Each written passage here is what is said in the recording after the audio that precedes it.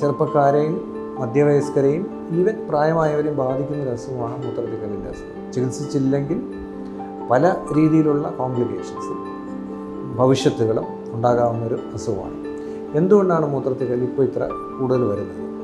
പ്രധാനപ്പെട്ടൊരു കാര്യം വെള്ളം കുടിക്കുന്നത് കുറയുക എന്നില്ല. വളരെ സിമ്പിളായിട്ട് പറയുന്നത്, അതായത് നമ്മൾ ഒരു ആവശ്യത്തിൽ 2-2.5 ലിറ്റർ ഒരു ദിവസം കുടിക്കണം എന്നിരിക്കെ തീരെ വെള്ളം കുടി കുറയുന്ന ഒരു സന്ദർഭം വരുന്ന ഇതിൽ യൂറിൻ സ്റ്റോൺസ് വരാനുള്ള സാഹചര്യം കൂടും.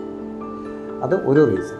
പിന്നെ ബ്ലഡിൽ ഏതെങ്കിലും കെമിക്കൽസ്, ഇപ്പോൾ കാൽഷ്യം അല്ലെങ്കിൽ യൂറിക് ആസിഡ് അത് കൂടുക, അതും പ്രധാനപ്പെട്ട റീസണാണ്. യൂറിക് ആസിഡ് എന്തുകൊണ്ടാണ് കൂടുന്നത്? ഇപ്പോൾ ചെറുപ്പക്കാർക്കെല്ലാം യൂറിക് ആസിഡ് ഒരുപാട് കൂടുതലാണ് നമ്മൾ പറഞ്ഞു കേൾക്കാറുണ്ട്. യൂറിക് ആസിഡ് എന്ന് പറയുന്നത് മാംസാഹാരത്തിൽ നിന്ന് വരുന്ന ഒരു കെമിക്കലാണ്. പ്യൂറിൻസിൽ നിന്ന് മെറ്റബോളൈസ് ചെയ്ത് വരുന്ന.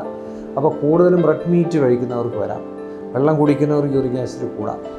പിന്നെ കൂടുതൽ കാലറീസ്, അതായത് ഒരുപാട് കാലറീസ്, ഫ്രൂട്ട് ജ്യൂസ്, ഐസ്ക്രീം ഇതൊക്കെ കഴിക്കുന്ന ആ ഒരു ഉണ്ടെങ്കിൽ യൂറിക് ആസിഡ് കൂടാം.